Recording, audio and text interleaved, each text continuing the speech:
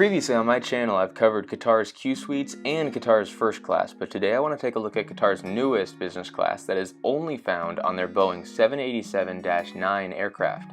In addition, I want to look at Qatar's industry-leading Al Mourjan business class lounge, as well as what the transit process looks like, considering that the majority of passengers at Doha's Hamad International Airport are just transiting rather than beginning or ending their journey there.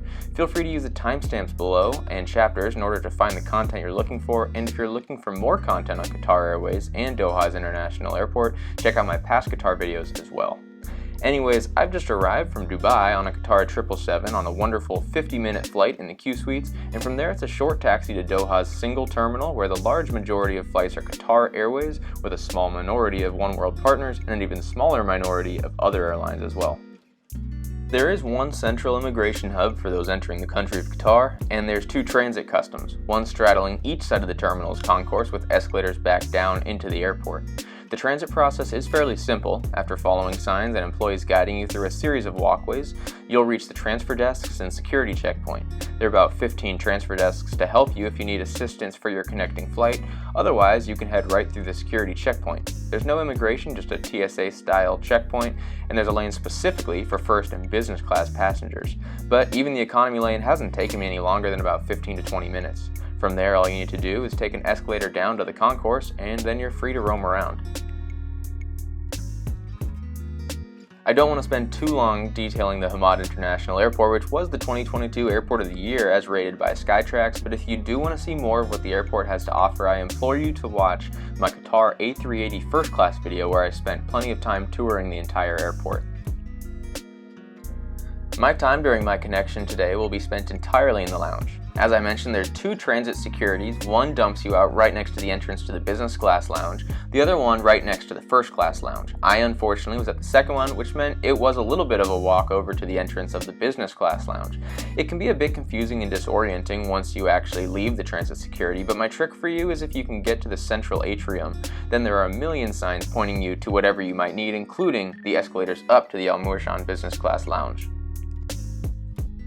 The entrance to the lounge is gorgeous and the staff is immediately kind and inviting. I should mention that if you don't hold a business class ticket, you can still gain access if you hold One World status, or you can purchase access for $60 if space is available. This can be purchased ahead of time or at the lounge counter.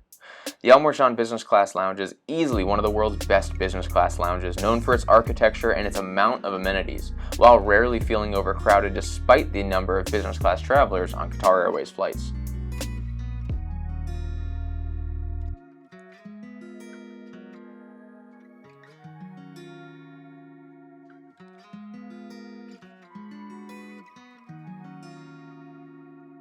Immediately to the right once you enter is the baggage check room, which is nice if you're trying to roam the lounge without having to lug around all of your extra bags. They will assign you one of their many lockers, which is large enough to not only fit a full-size carry-on rollerboard, but even a second of a smaller size or at least a few backpacks or personal items. Then you get a card with the locker number on it, you set your own passcode, and you're good to go. Just past that are some sleeper pods. They do have quiet rooms as well, located over by the showers, but these are at least in an isolated area, and there is more of them. So if you do just want to relax and recharge not only you but your devices, then this may be a good option for you. They can still fill up during busier times of the day, but because of the large amount of them, if you wait around, you'll still get one after not too long.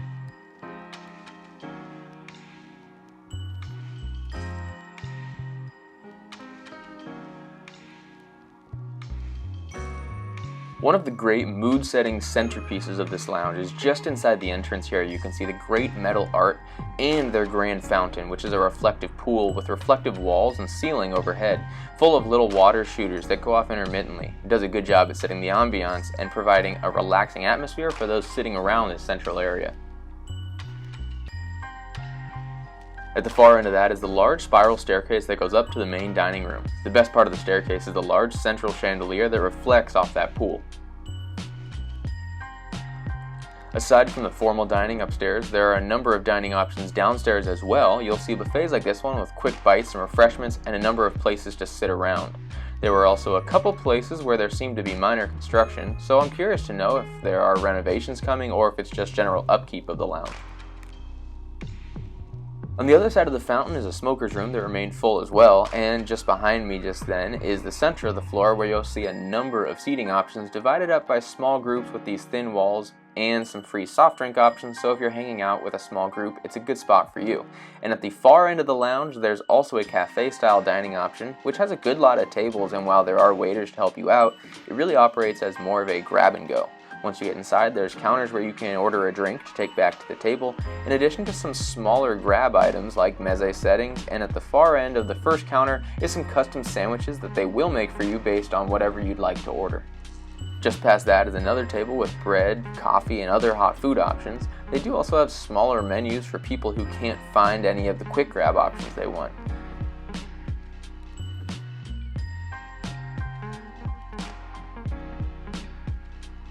I found this dining room to be a bit more crowded than the main dining room, most likely because half the time the main dining room requires you to set aside a bit more time to get fully served your meal, and in addition to that, there are certain times of the day where you have to put your name down and wait for a table if it does get completely full upstairs. After that, I did actually have some work to get done, and fortunately enough, there is a business center located off to the side of the lounge. Inside this business center is a large number of computer cubicles for people to get work done and connect to wired internet, in addition to the free Wi-Fi in the airport and lounge. There's also access to printing materials as well if that's what you need.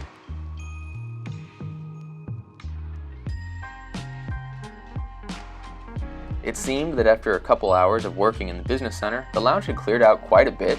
It was currently about 3 a.m., which seems to be more of a dead time not just in the lounge, but in the airport as a whole.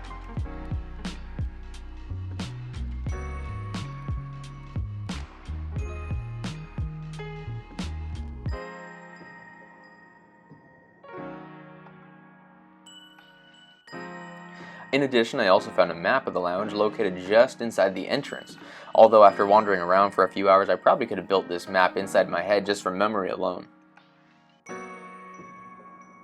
I decided that I would use this time to go to the formal dining room and get a formal sit-down meal. There is actually quite a bit of tables up here for different sizes of groups, although keep in mind, like I mentioned, during busy times it can still fill up, and they will have to make a wait list for tables, and there will be some people gathering at the bottom of the stairs in order to wait for their table. I ended up grabbing a table near the window, which also afforded me a great view from above of the entire Mourjan business class lounge. There are, in addition, a couple ways to order some food while you're in the lounge. The first option is a buffet style. Walking around, there's a few different styles of buffets. The first, it offers different sorts of meze type options and falafel sandwiches.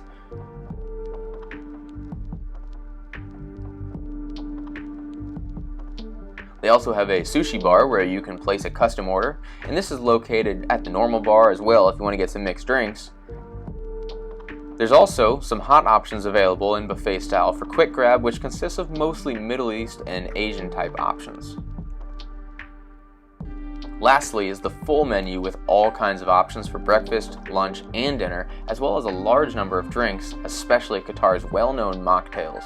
Because of my timing, breakfast was not yet being served. They advised me that they could begin serving breakfast at 4 a.m., and it was only about 3:30, so rather than waiting, I opted to just have dinner food for breakfast.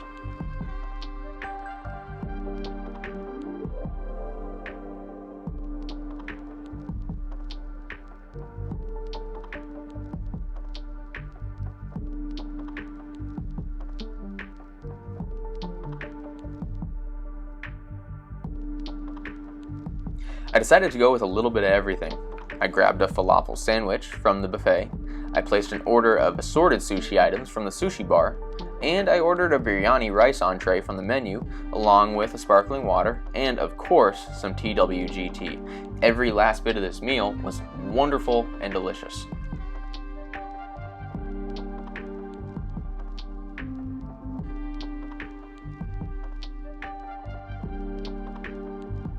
By the time I had finished eating, the sun had started rising, and so I was able to get a view of the ramp with the city in the background, which was my cue to go take my shower. There are actually two places where you'll find shower suites in the lounge. Some are located in the central restroom area, although the waitlist for that was over 45 minutes at the time. The other is in the restrooms off the cafe, which is also where you're going to find the quiet rooms. Back there you'll find a desk where you can sign up for either a shower or a quiet room. And the wait for the quiet room was only about 5 to 10 minutes, but I couldn't go check one out without reserving one, so the view from the entrance was pretty much all I got. But after about 30 minutes, a shower became available and I was able to step inside and freshen up. While it isn't necessarily the largest shower suite in the world, it is nice inside and has all the amenities that you could need to fully freshen up before your long flight.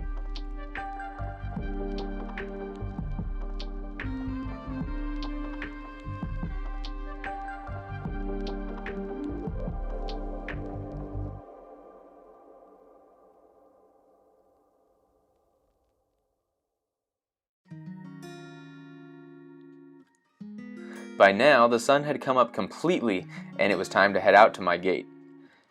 Leaving the lounge the same way we came in makes it efficient for finding your gate pretty easily, as you just proceed down the escalator and end up right back near that central atrium.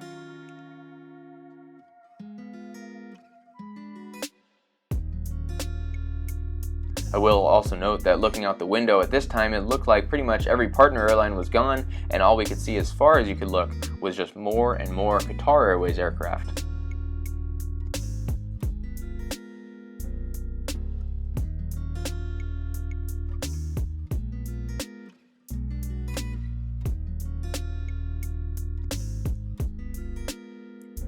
We walked down the main C concourse, which takes us down towards our gate. Unfortunately, my gate was a fairly far walk. I will mention that if you've seen my last videos, you'll know there's an air train to move people around the airport, but I felt like getting some extra steps in as usual before getting on these longer flights. At the rotunda, down by the end of the C gates, you can continue onwards to the famous gardens or branch out to go to a number of more gates. Today, my plane is parked at a remote stand, which means that we're going to have to take a bus to get out there. Because of that, we have to take an escalator to the lower level, where we find all of the bus gates to board the buses that will take us to our airplane specifically. C-38 is going to be our gate today, where they were busy at this point checking everyone's visas and yellow fever vaccinations, both of which are required to enter the country of Nigeria. Something that is fairly common at these bus gates is that they will board all the economy passengers first. This is largely due to them wanting business class passengers to walk right on the airplane, have the doors shut behind them, and the plane can leave right away.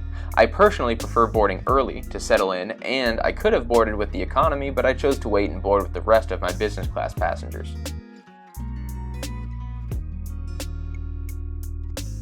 Surprisingly enough, I have used bus gates for a little under half of my flights arriving and departing from Doha, which seems strange considering they have so many gates, especially after the terminal renovations before the World Cup came to town.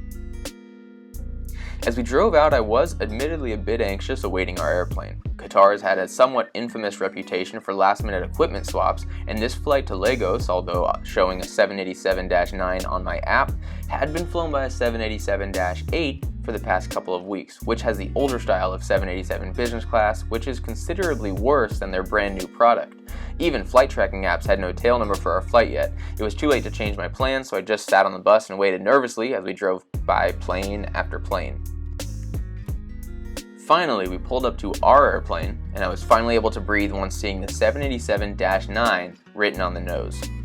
Boarding planes this large using air stairs is always fun as you get really up close to those massive engine, wheels, and airframe. It really puts into perspective since usually you only see them from the terminal and they look considerably larger when you're up close like this.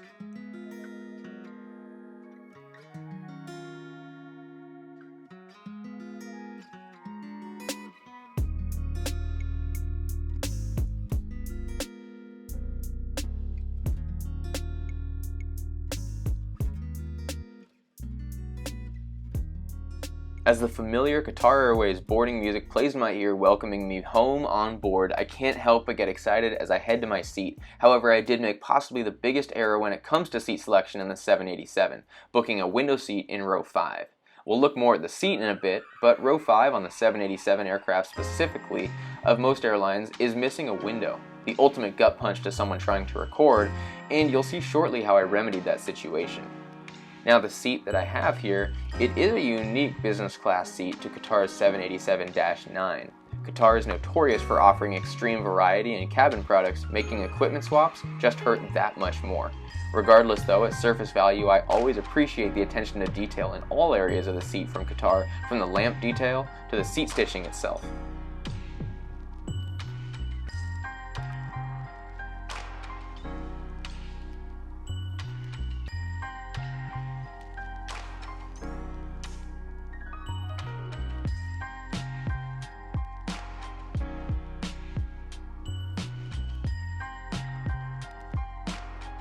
And just as I was thinking to myself about how 787 bathrooms are all the same boring white boxes, Qatar's lavatory gave me a couple excellent surprises, starting with my favorite lavatory feature, the view from the loo.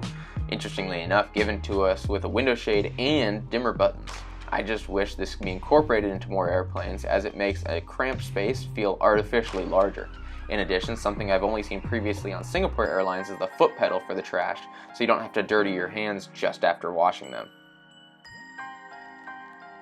And on today's episode of Nonstop Dan Made Me Try It, when I returned to my seat they asked for my pre-departure beverage choice, and since Dan has raved about the lemon mint, I had to give it a try for myself. And y'all, he might be onto something because it was incredible. Something I do always appreciate when flying on the 787 is the individual air outlets. I tend to run hot and it drives me up a wall when I have no control over my own temperature. It didn't take long before we started pushing back next to the American Airlines 777-200, scheduled shortly to go back to JFK. As far as the window situation, I found that if I leaned all the way forward, I could get a view with my camera only from the rear corner of the window belonging to the seat in front of me. Although since it was done by stretching my arms out, I couldn't see it myself and had just kind of hoped it all worked out. In addition, unfortunately, since they boarded business class passengers last, I didn't have time to record the seat features until we were in the air, so stay tuned for that shortly after our departure here from Doha.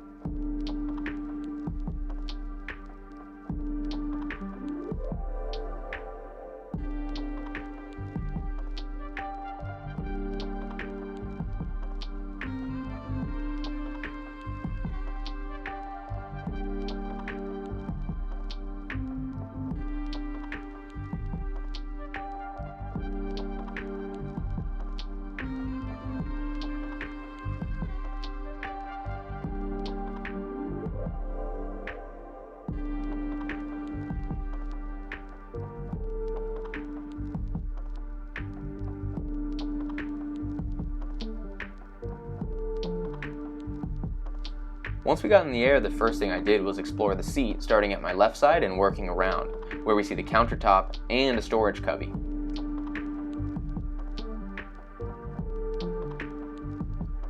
First up was a wonderful wireless charger that can fit any device, all theoretical because the charging wasn't working for me on this flight, however. Next to that is our storage cubby. It isn't huge, but it can fit anything you would need on a flight of this length, and it came packed with a water bottle and noise-canceling headphones to use for the in-flight entertainment system. One thing I like that's popping up more and more is these accent lamps, and Qatar is just one of the airlines using them in a great way at the moment. Below that's where you'll find the plugs for the noise-canceling headphones and both a universal charging port and a USB port, in addition to the seatback TV remote. Next to that is not just one countertop, but a split countertop, which I use to keep my drinks on one part separately from whatever else I had with me. And as far as the seat controls, they were fairly basic. First was do not disturb. Next, with the seat itself, you had either sitting, relaxing, or laying, and you couldn't adjust anything individually besides the leg rest, but you could hold the buttons to get an intermittent setting between the presets. Down below, the legroom was great, and there was a slight incline which served as a great place to rest my feet. Above that was the footrest part of the bed. It was somewhat narrow and you couldn't really store anything in there. Luckily, none of the 787-9 flights are too long on Qatar. Above that was the IFE screen. It was a touch screen, but you also had the seatback TV remote as well. And immediately below the TV is where you'll find the tray table, which slides out after pressing the release button.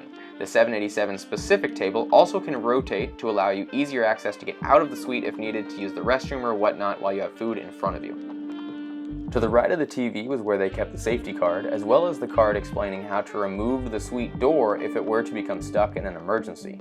Immediately to my right, next to my leg, was a raisable armrest which also serves as storage on the Q suites, although I couldn't open mine up. Not sure if it was just stuck or if it doesn't open on this aircraft. Lastly, I was impressed to have a closing door to my seat on this aircraft. The only drawback is that the walls are much lower than the Q suites, which largely reduces the privacy, and in addition there's a sizable gap between the door and the wall when fully closed.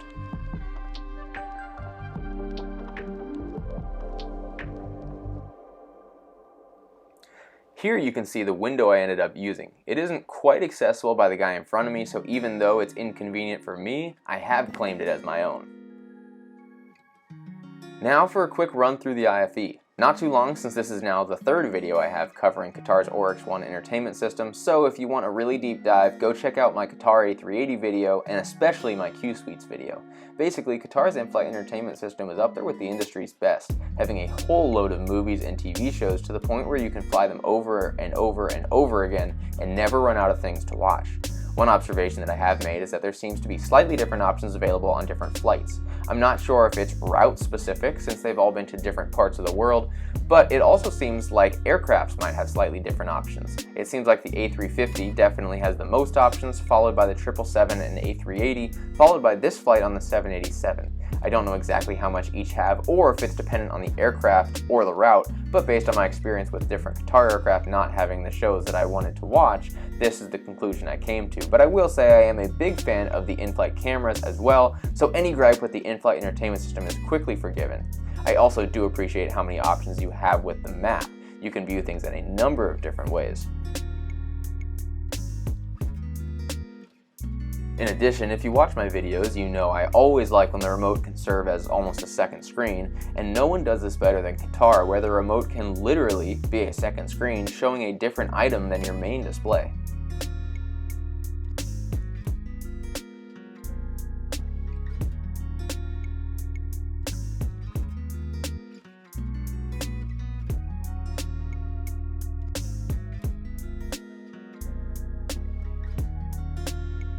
There are a couple things that immediately remind me of Qatar. First is the boarding music that they play. Second is the scent of the Diptyque Amenity Kit. This is the standard kit at the time in Qatar's premium cabins and offers socks along with body cream, face cream, and lip balm. Considering they were planning to serve our meal soon, I had to take a look through the menu in order to make my selection. Onboard dining is another area where Qatar really thrives, and this is no exception as you look through their 100% a la carte food and drink menu, meaning you can order as much as you want, whatever you want, whenever you want. After placing my order, they said it would take a short while for them to prep it, so I decided to get a bit comfy. First off, Qatar's blankets are incredibly warm, allowing me to rest in my favorite way possible, with cold air blowing at me from under a warm blanket. While I waited for my meal to be served, they first came around with nuts and drink options. I opted for my personal favorite, the Karak chai, which is a must for me when going to the Middle East. One negative that I will say about the seat design is I almost feel that this ledge should be the opposite, since from its current position, you have to grab the cup from the top. Another thing I wanted to look at while waiting for food was Qatar's in-flight Wi-Fi. I found it to be some of the fastest in the skies, only issue being that on a couple of my Qatar flights I've gone through large outage zones, to no fault of Qatar, just a bad coincidence.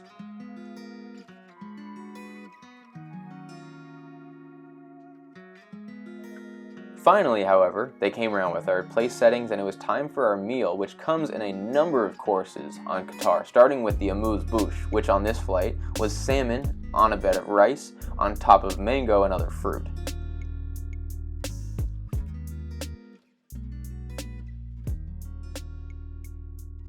Alongside that was Qatar's standard bread offering, consisting of 3 types of bread, oil and vinegar, and the Qatar branded salt and pepper grinders.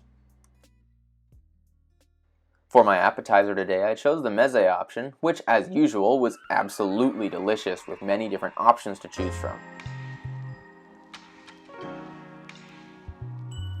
For the main, I chose the mixed grill plate, which included pork and veggies in a tomato-based sauce. It was all cooked perfectly, but had me super full by the end. Of course, however, not too full for dessert. For that, I went with the almond praline choice, which was absolutely incredible.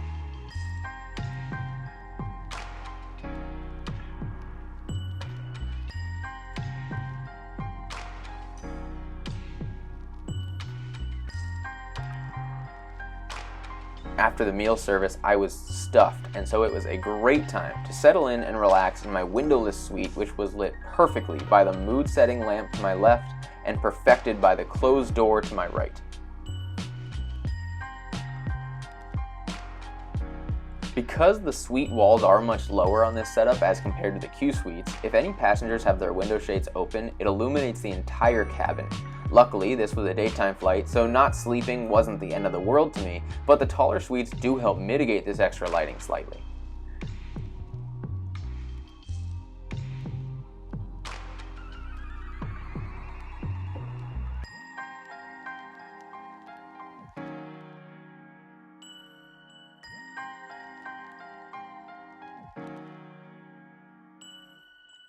Although I didn't get to sleep completely, I did set up my bed and spend some hours just relaxing. This seat does turn into a fully lie-flat seat and comes with a basic pillow and blanket. On longer flights you can get mattress pads and a better pillow as well, but for this 7-hour flight they were only given on request.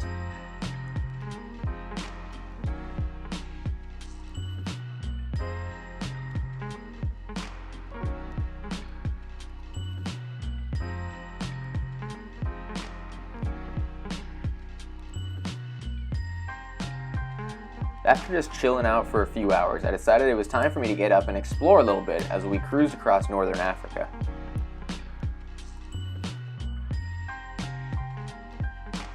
On the counter at the back of the business class cabin were a few snack options. They had some fruit, but also some potato chips for people to grab and go if they got snacky between meals, although I was still set after our large meal to start the flight.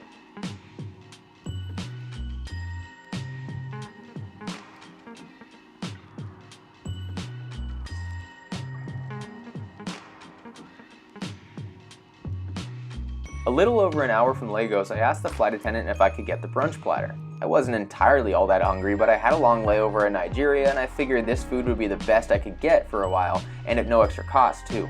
The brunch platter came with a crazy assortment of things like mixed fruit, sausage, ahi tuna, and a cheesy bread. After all that, as we made our descent into Nigeria, the flight attendants came by with some crafted chocolates for everyone, which is standard on flights in Qatar's premium cabins.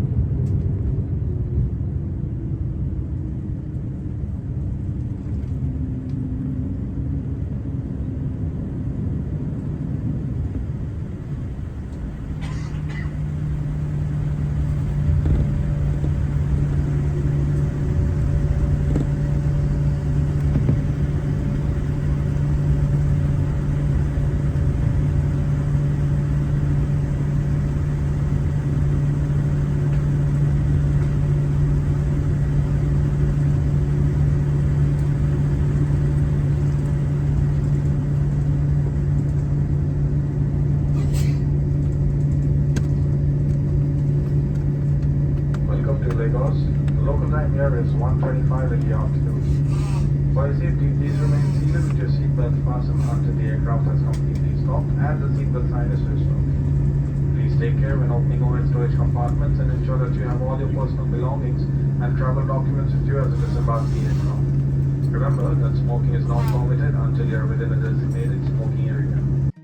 As we taxi into our gate, I will mention that Lagos' terminal is old and falling apart. In my time there, the power continued to go out every 15 to 30 minutes and the fans used to keep the airport cool were not in use. There was dust in almost every corner despite efforts from a lackluster cleaning staff, and most shops were closed during the 5 hours that I had there. Also, don't be surprised if multiple people ask you for tips. I asked an employee where the bathroom was at one point and she told me and then followed me into the bathroom asking for a tip, which obviously I did not give her. The airport did build a new terminal that opened last year, however, in a lack of engineering planning, it didn't have the size to accommodate wide-body aircraft at its gates, making it useless to most of the airport's traffic. Since this flight, they have announced plans to demolish hangars and offices to build a second new terminal with space for the larger aircraft, and let me be the first to say that it is needed, and I'm excited to see it once it's finished.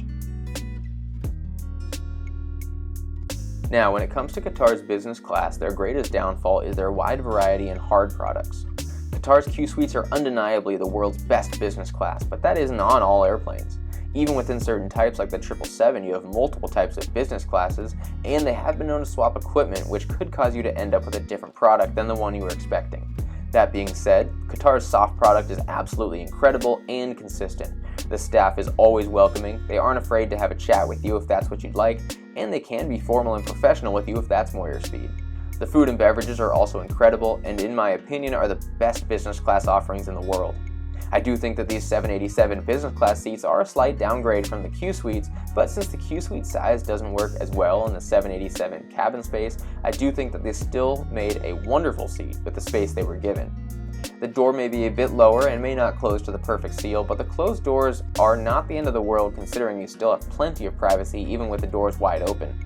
All in all, I always enjoy my flights with Qatar, and this was no exception. Although if given the choice, I will choose the Q suites every time. Thank you guys, however, for watching this trip report, and as always, safe travels, and I'll see you guys next time.